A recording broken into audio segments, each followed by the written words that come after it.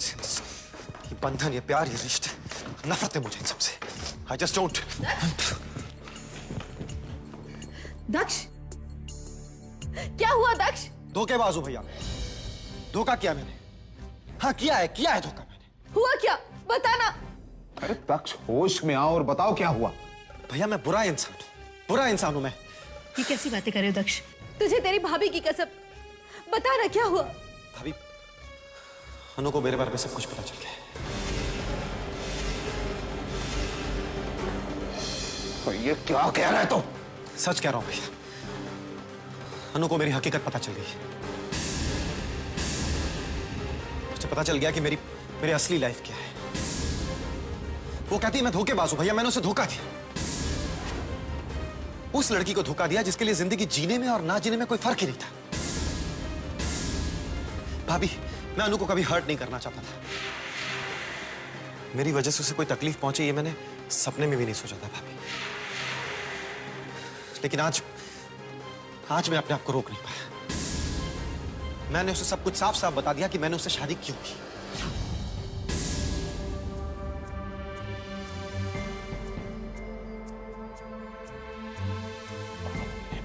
Conrad!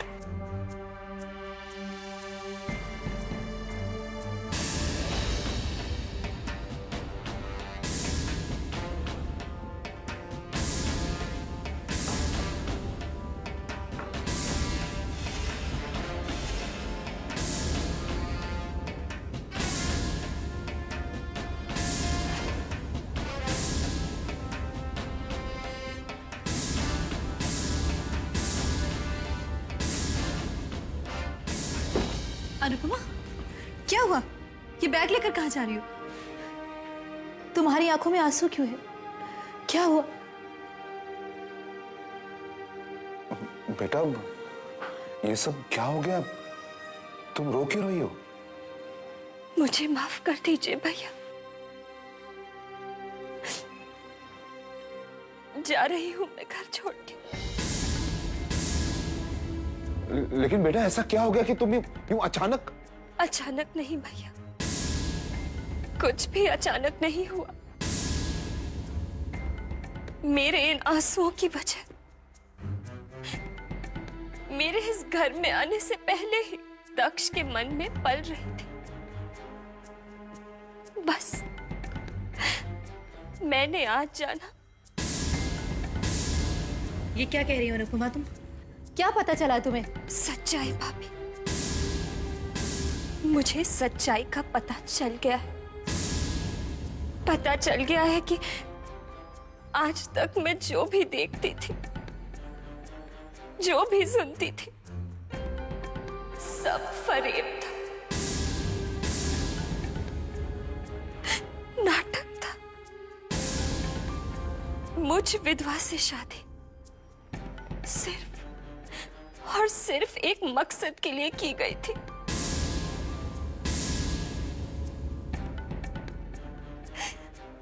खेला गया था मुझसे, मेरे जज्बात से। अनुपमा, तुम जानती हो कि तुम कितना बड़ा इल्जाम लगा रही हो? जानती हूँ भाभी, मुझे भी अपनी आंखों पर यकीन नहीं हुआ था जब दूसरी लड़कियों के साथ दक्ष की फोटोग्राफ्स देखी थी। अपने कानों पर भी भरोसा नहीं था जब खुद दक्ष की दोस्त ने मुझसे कहा कि दक्ष मुझसे प्यार नहीं करता। लेकिन आज खुद दक्ष ने मुझसे कहा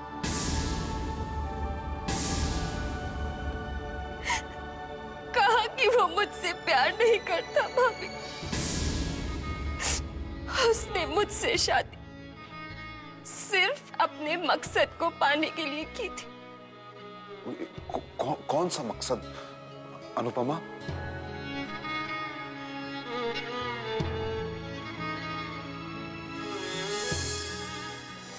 दादाजी की वसीयत ही कुछ ऐसी थी कि अगर मैं शादी नहीं करता तो सिंघानिया खानदान की सारी प्रॉपर्टी किसी ट्रस्ट को दान कर देनी पड़ती, और मैं ऐसा चाहता नहीं था। इसीलिए प्रॉपर्टी को बचाने के लिए मुझे ये शादी करनी पड़ी।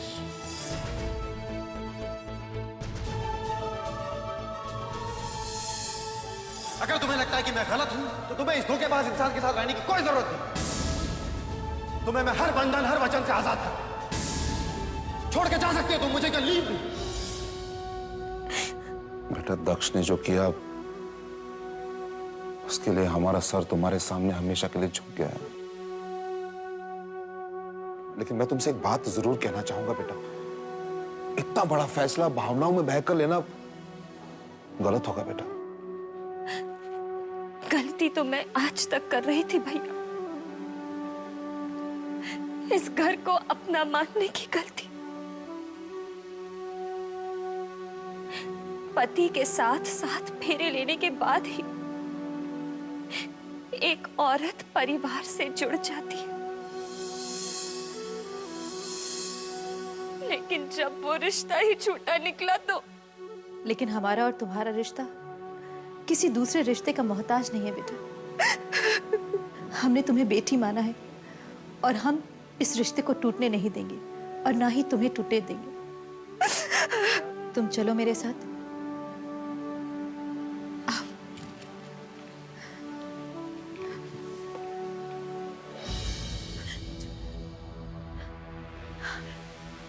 बेटा इससे पहले कि मैं या तुम्हारी भाभी तुमसे कुछ कहें, मैं तुम्हें कुछ बता देना चाहता हूं। सिर्फ हम दक्ष के भैया भाभी की हैसियत से तुमसे बात नहीं करते बेटा। जितना प्यार हम दक्ष को करते हैं उतना ही प्यार हम तुमसे भी करते हैं, और हम तुम्हारी तकलीफ को उतनी शिद्दत से महसूस कर सकते हैं जितने की दक्ष की परेशानी को। आप जो कह रहे हैं ना भैया, वो बात मैं अच्छी तरह से जानती हूँ। मैं आपकी और भाभी की उतनी ही इज्जत करती हूँ जितनी कि मैं अपने पापा और मां की करती हूँ। एक पल के लिए भी मुझे ये महसूस नहीं हुआ कि मैं अपना मायका छोड़ ससुराल आई हूं। लेकिन आज क्या हो गया अनुपमा? तुम अगर हमें अपना समझती हो, इस घर को अपना समझती हो, तो फैसला लेने से पहले तुमने हमसे पूछा तो होता।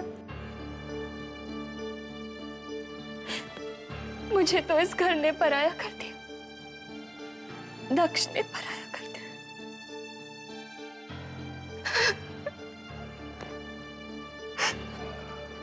वो मुझे नहीं चाहते भाभी, प्यार नहीं करते मुझसे। उन्होंने आज खुद मुझसे कहा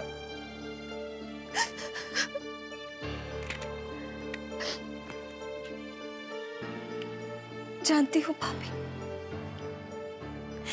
जानती हूँ कि आपको इस बात पर यकीन नहीं होगा, पर यही सच है। जिस प्यार का यकीन दिलाने के लिए आप लोग खुद चलकर मेरे पास आए थे, वो प्यार झूठा था।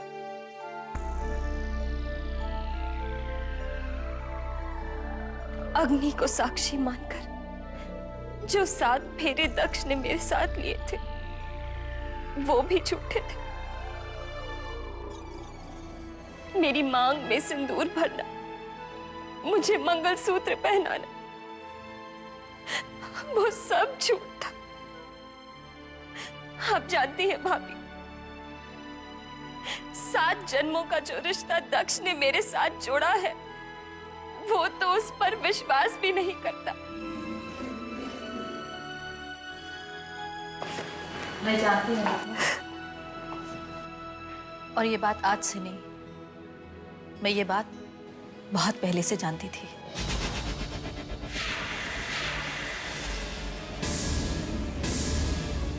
क्या आप सब कुछ जानती थी? हाँ अनुपमा,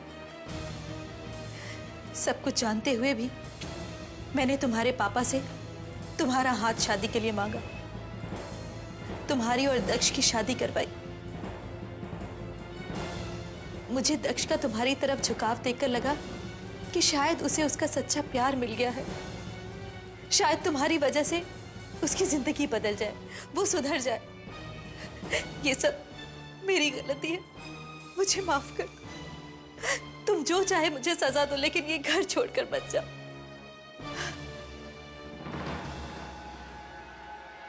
मत जाओ।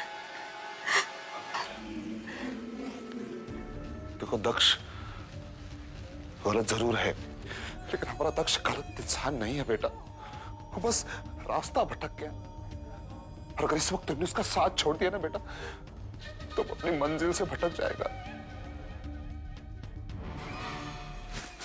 प्लीज बच्चा, हमारे दक्ष को ऐसा अकेला मत छोड़ो। और भले ही दक्ष के लिए अग्नि के साथ फेरे बेमानी हो, जन्म जन्म के रिश्ते निभाने की बात झूठी हो, लेकिन तुम तो इन सबको सच मानती हो ना। अगर तुम इन बातों पर यकीन करती हो तो मेरी बात याद रखना, एक न एक दिन दक्ष को भी इन बातों पर यकीन करना होगा। इतिहास गवाह है कि भले ही औरत शरीर से कमजोर हो, लेकिन जिस दिन वो कुछ ठान लेती है तो भगवान को भी उसके सामने झुकना पड़ता है। और फिर दक्ष तो सिर्फ एक इंसान है। देखो अनुपमा, अगर तुम हमारी जरा सी भी इज्जत करती हो, जरा भी विश्वास है हमारे ऊपर, तो मेरा कहना मानो, तुम अपना धर्म निभाओ। और मैं तुम्हें यकीन दिलाती हूँ कि एक न एक दिन दक्ष तुम्हारे पास लौट आएगा और अपनी सारी गलतियों की माफी मांग लेगा। हाँ बेटा, तुम भी सोचो कि तुम्हारा इतना बड़ा कदम, क्या तुम्हारे पापा इसे बर्दाश्त कर पाएंगे? ऐसी इतनी सारी तकलीफें झेली उन्होंने। नहीं बेटा, वो इतना बड़ा दर्द झेल ही नहीं पाएंगे। मैं उन्हें अच्छी तरह से जानता हूं, नहीं झेल पाएंगे बेटा।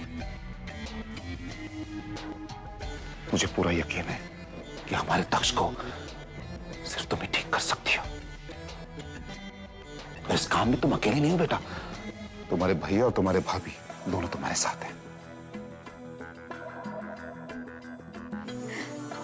वादा करो अनुपमा कि आज के बाद तुम हिम्मत नहीं हारोगी, आज के बाद ये घर छोड़कर जाने की बात नहीं करोगी। वादा करो अनुपमा, नहीं तो इस माँ का दिल टूट जाएगा। वादा करो।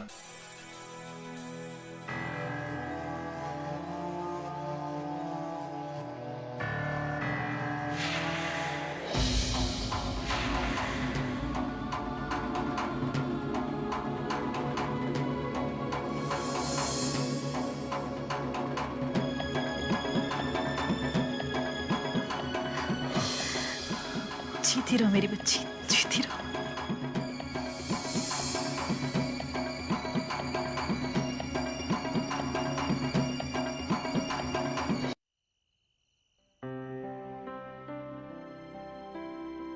दर्द से फटा जा रहा है।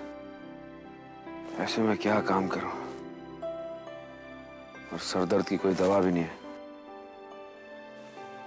बद्री काका, अरे भाई सर दर्द की दवा ले आना प्लीज।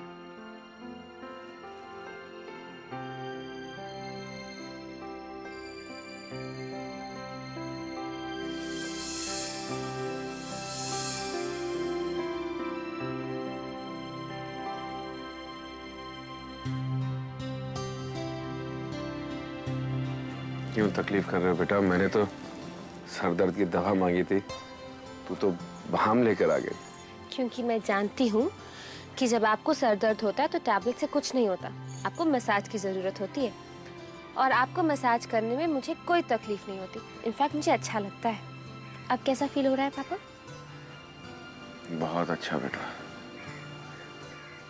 तेरे हाथों में अन्नू की तरह जादू है। बस मेरे सर को छूते ही सर दर्द गायब हो गया। इधर आ।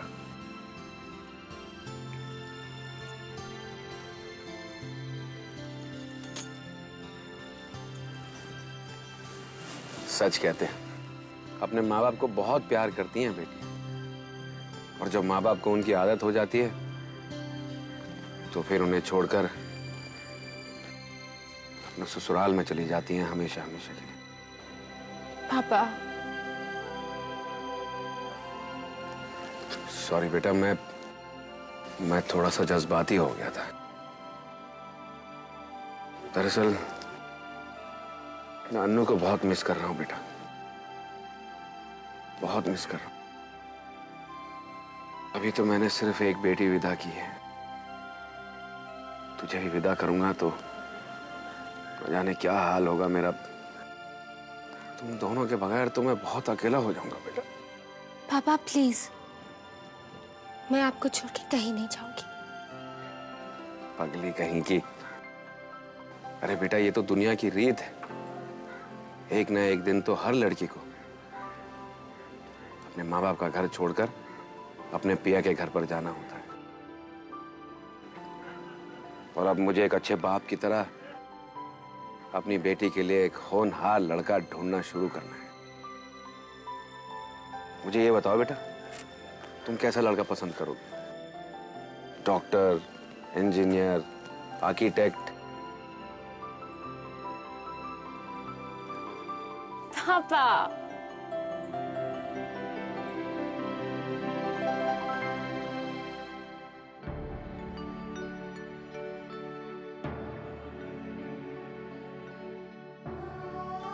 आई हूं मैं धोखेबाज, किसी को धोखा नहीं दिया मैंने। अगर तुम्हें लगता है कि मैं गलत हूं तो तुम्हें इस धोखेबाज इंसान के साथ रहने की कोई जरूरत नहीं। तुम दोनों की जोड़ी बड़ी अच्छी लगती है, बिल्कुल राम और सीता की। वादा करो अनुपमा कि आज के बाद तुम हिम्मत नहीं हारोगी। इतिहास गवाह है कि भले ही औरत शरीर से कमजोर हो, लेकिन जिस दिन वो कुछ ठान लेती है तो भगवान को भी उसके सामने झुकना पड़ता है।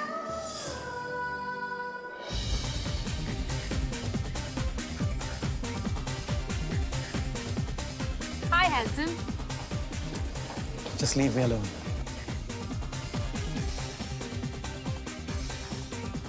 ये आपकी प्यार भरी बातें जो है, इनका कोई मतलब नहीं। झूठ है, ये धोखा है। आपने मुझे धोखा दिया है, धोखा दिया है आपने मुझे धोखा दिया, मेरे पापा को धोखा दिया। कहो कि आपने कुछ गलत नहीं किया, नहीं कह सकते आप, क्योंकि कहीं ना कहीं आपको इस बात का एहसास है कि आप गलत हैं।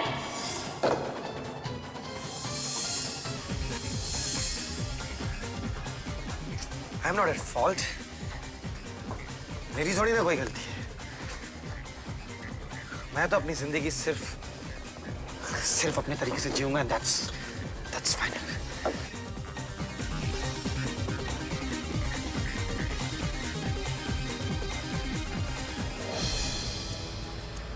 दक्ष, तस्वीर के इस टूटे शीशे की तरह हमारे रिश्ते में जो दरार आई है, मैं उसे दूर करके ही रहूंगी।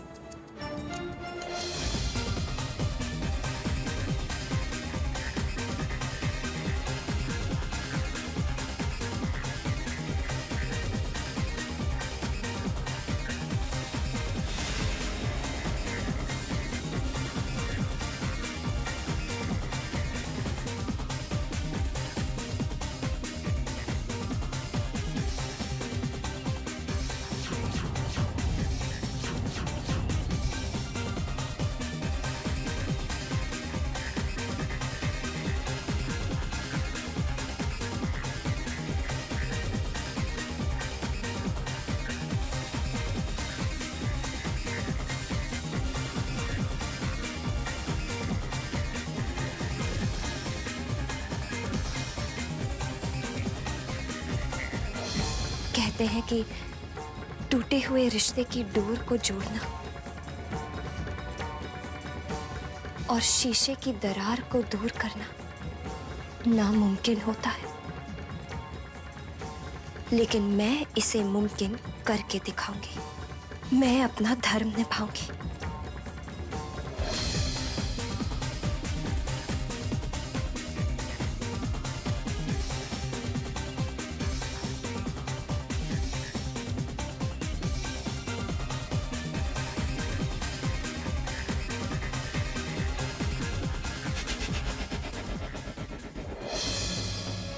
आपने मुझसे शादी चाहे जिस भी मकसद से की हो, लेकिन आज से मेरी जिंदगी का बस एक ही मकसद होगा। मैं आपको ये एहसास करा के रहूंगी दक्ष कि अग्नि के सामने जो 7 फेरे आपने मेरे साथ लिए थे वो बेमानी नहीं थे। और उस दिन का इंतजार अगर मुझे पूरी जिंदगी भी करना पड़े तो मैं करूंगी। मैं आपका इंतजार करूंगी दक्ष, आपका इंतजार करूंगी।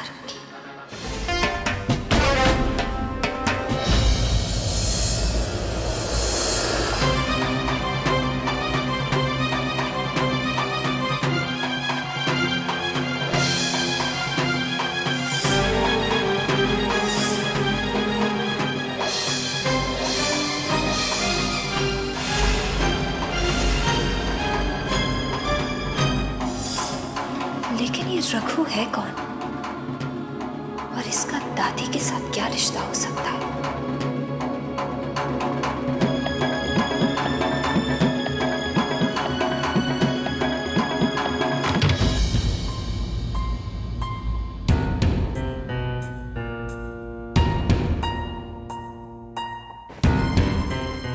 क्या बात है, आप इतने परेशान क्यों हो रहे हैं? अरे परेशान कैसे नहीं होगा मैं।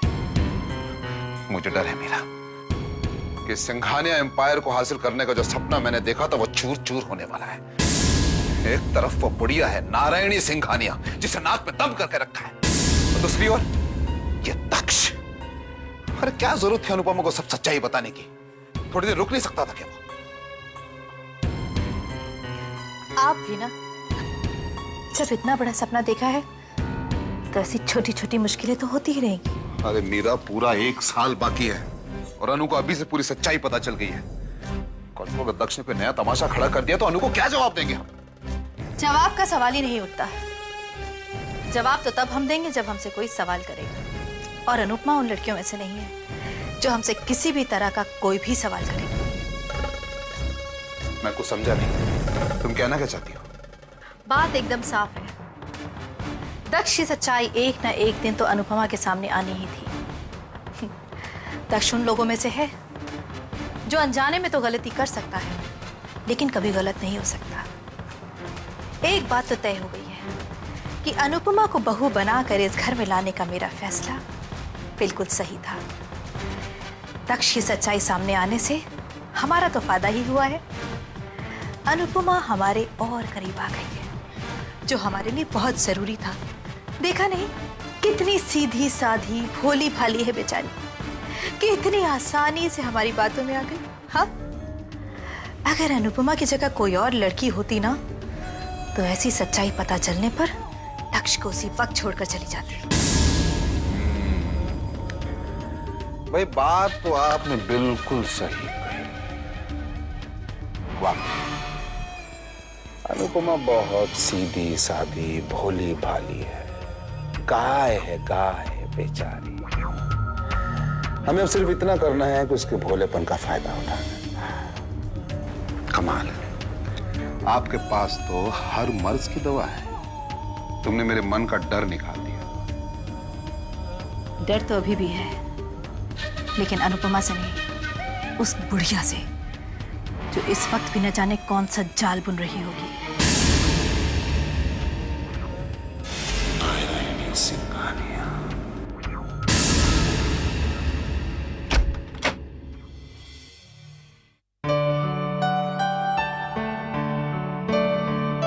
अनुपमा बेटा,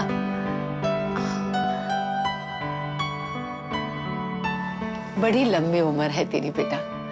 अभी अभी मैं तुझे ही याद कर रही थी, तुझसे बात करने का मन कर रहा था।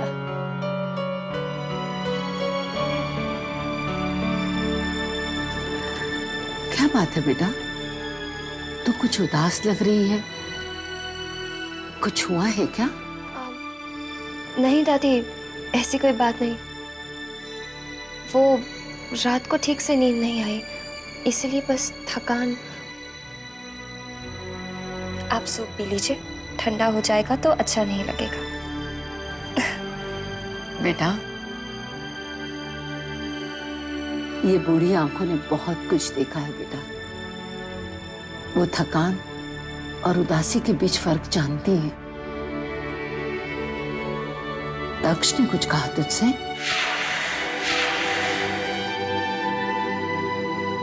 एक बात कहूं बेटा, यूं तो दक्ष मुझसे दूर रहता है, मेरे करीब नहीं आना चाहता। फिर भी मैं उसे अच्छी तरह जानती हूं। वो बुरा नहीं है, बस बुरी संगत में फंस गया है।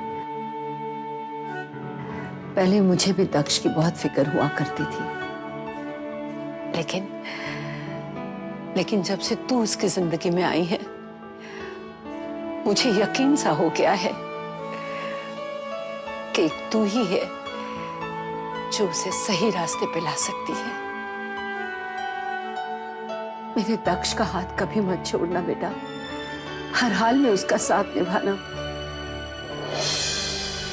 एक बात हमेशा याद रखना बेटा कि तुम सुहागन हो, और सुहागन में इतनी शक्ति होती है कि वो अपने पति को रावण से राम बना सकती है।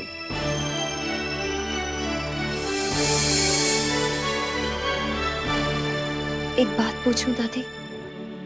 पूछो। अगर आप जो कह रही हैं वो सच है, तो फिर अपने दादाजी को क्यों?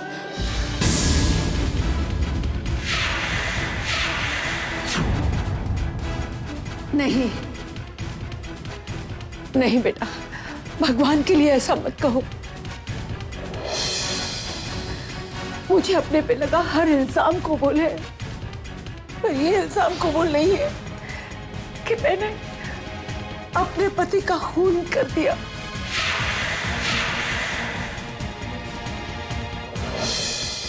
नहीं बेटा, कोई औरत कितनी भी बुरी क्यों ना हो, कितनी भी लालची क्यों ना हो, लेकिन वो अपने सुहाग का खून कभी नहीं कर सकती। मेरा यकीन कर बेटा, मैंने ऐसा कुछ नहीं किया। भगवान जानता है, मैंने ऐसा कुछ नहीं किया। कौन सी दौलत सुहाग के बराबर सुख दे सकती है? बता बेटा। दादी, तो फिर दादाजी ने ऐसी वसीयत क्यों बनाई? धनंजय भैया और दक्ष के होने के बावजूद उन्होंने... यही जानना चाहती हो ना कि अपनों के होने के बावजूद एक अनजान लड़की के नाम वसीयत क्यों की? यही जानना चाहती हो ना तुम? हाँ तो सुनो, शायद तुम्हारा दिल और दिमाग इस बात को अभी स्वीकार न कर पाए, लेकिन आज मैं तुम्हें सिंघानिया परिवार की वसीयत का राज बताती हूँ।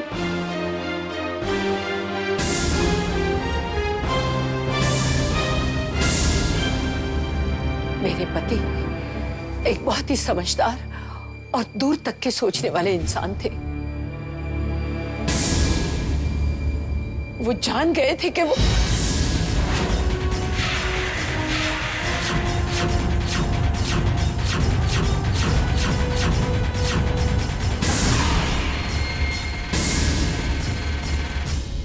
अरे मेरा बेटा, वहां क्यों खड़ी हो? अंदर आओ बेटा। अभी मैं अनुपमा से तुम्हारे ही बारे में बात कर रही थी। कितना ख्याल रखती है वो तुम्हारा। अपनी बहू का ख्याल रखना तो मेरा फर्ज है दादी माँ, और फिर ये है ही इतनी प्यारी। अनुपमा तुम आज अकेली ही आ गई दादी के पास? मुझे पता ही नहीं चला, मैं सब जगह तुम्हें ढूंढ रही थी।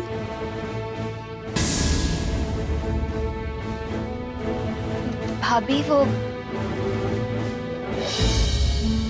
दादी का सूप ठंडा हो रहा था, तो मैंने सोचा मैं ही... कोई बात नहीं, मैं तो सिर्फ इसलिए पूछ रही थी कि तुम थोड़ी देर आंखों से दूर हो जाती हो ना, तो दिल परेशान हो जाता है, बस, और कोई बात नहीं थी।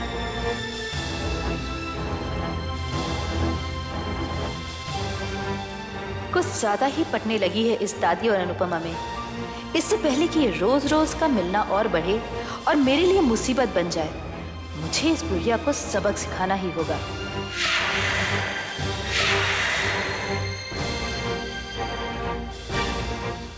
चलिए दादी, अब आपकी दवा का वक्त हो गया है।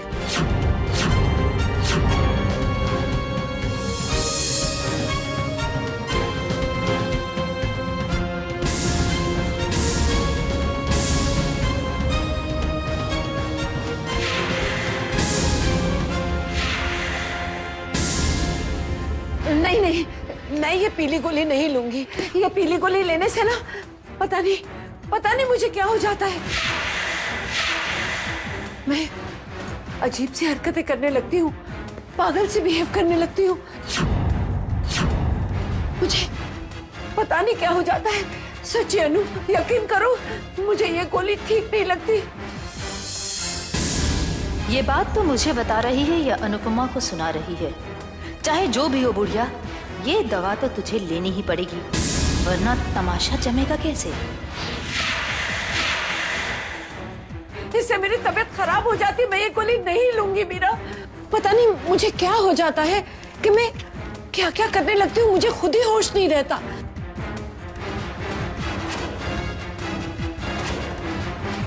नहीं दादी, ये सिर्फ आपके मन का वहम है। डॉक्टर ने बोला है कि ये गोली आपके लिए बहुत जरूरी है। नहीं नहीं, नहीं खाऊंगी मैं नहीं खाऊंगी। इसे लेने से कोई गड़बड़ नहीं होगी दादी। दवाई नहीं लेने से सब कुछ गड़बड़ हो जाएगा, समझ में आया? नहीं नहीं खाऊंगी मैं।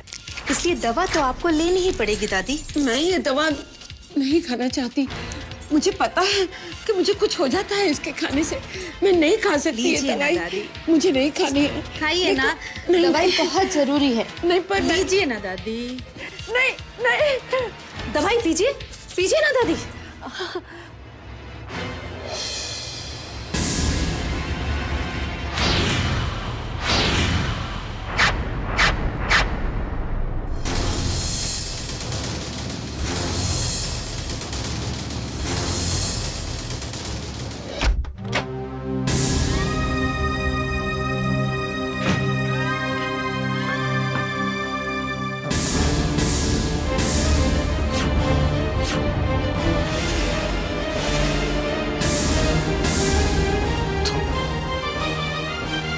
आप बैठिए, मैं आपके खाना लाती हूँ। नहीं नहीं नहीं नहीं नहीं नहीं नहीं, मैं खा कर आया। अब तुम अभी भी यहीं हो, गई नहीं? इतना सब कुछ होने के बाद भी कहीं किसी ने तुम्हें जबरदस्ती रोका? नहीं।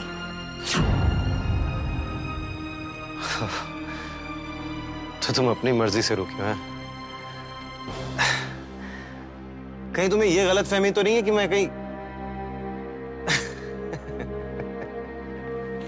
अनु, let me make this thing very clear, okay? Listen, अनु। अब देखो, मैं कल जैसा था आज भी ऐसा ही हूं और कल भी ऐसा ही रहूंगा। दुनिया बदल सकती है लेकिन दक्ष सिंघानिया नहीं बदल सकता, किसी के लिए भी नहीं बदल सकता है।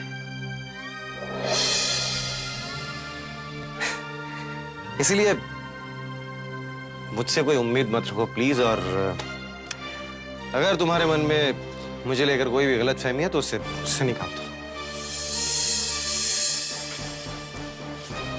अनु, मेरी तरफ से तुम आजाद हो, तो तुम जहां चाहो जैसे चाहो अपनी जिंदगी बिता सकती हो। It's your decision.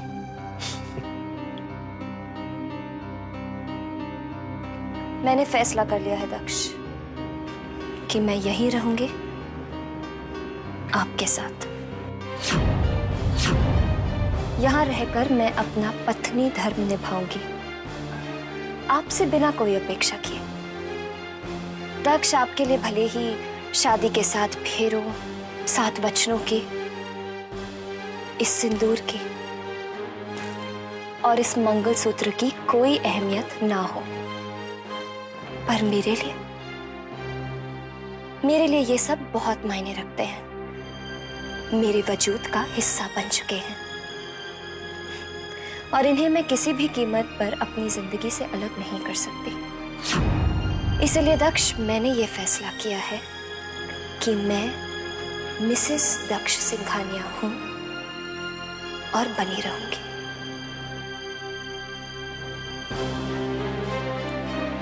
As you wish। मुझे क्या है, तुम्हारी जिंदगी है, जैसे जीना चाहे जी, तुम्हारी मर्जी है।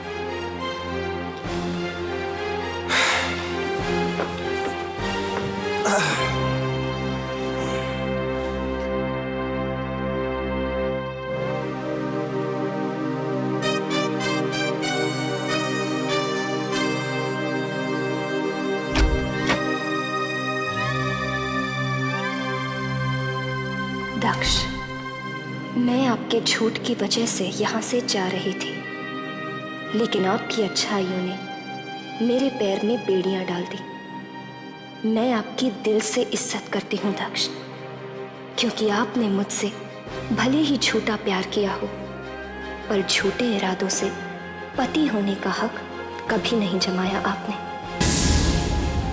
आप बहुत अच्छे हैं दक्ष, बहुत अच्छे। और आज मैं अपने आप से एक वादा करती हूँ कि चाहे मुझे कितनी ही कड़ी परीक्षा क्यों ना देनी पड़े, लेकिन मैं आपका प्यार पाकर ही रहूंगी।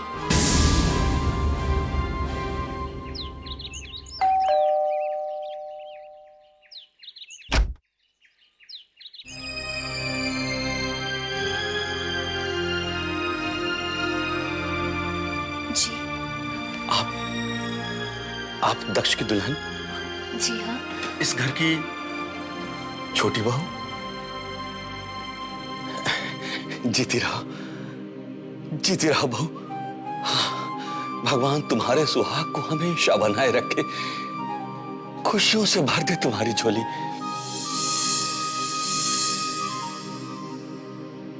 जी आप? ये एक छोटा सा तोहफा मेरी तरफ से, रख लो। शादी में नहीं आ पाया, अभी सही। माफ कीजिएगा, मैंने आपको पहचाना नहीं। ओफ, लो, माफ करना बेटा, मैंने तुम्हें अपना परिचय नहीं दिया। आप हमें नहीं जानती, लेकिन इस घर से मेरा पुराना रिश्ता है। मेरा नाम रघु है।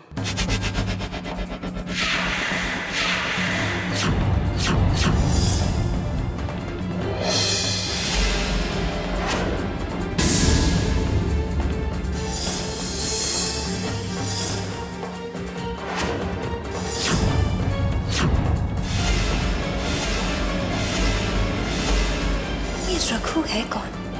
ये दादी का वहम भी तो हो सकता है। हाँ, शायद ऐसा ही है। क्या सोच रही हो? आप मुझे नहीं जानती। वर्षों हमने इस घर में काम किया है। हाँ, और दक्ष बाबा को तो मैंने अपनी गोदी में खिलाया है। हाँ, अपनी गोदी में। बहू, मालकिन कैसी है? जी, मालकिन। हाँ बहू, इस घर की बड़ी मालकिन नारायणी देवी। तुम्हारी हिम्मत कैसे हुई इस घर में आने की?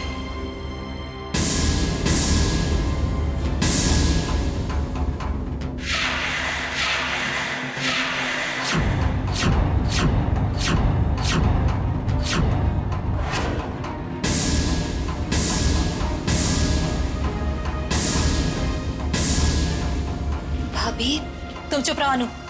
तुम नहीं जानती है कितना खतरनाक आदमी है। क्या लेने आए उस घर से? क्या कह रहे थे तुम अनुपमा से? हाँ? भाभी, ये तो सिर्फ मुझसे मिलने आए थे। अनुपमा प्लीज, मैं तुमसे बाद में बात करूंगी। इससे पहले कि मैं तुमसे पिछली बार से भी बदतर सलूक करूं, तुम यहाँ से चले जाओ। चले जाओ यहाँ से।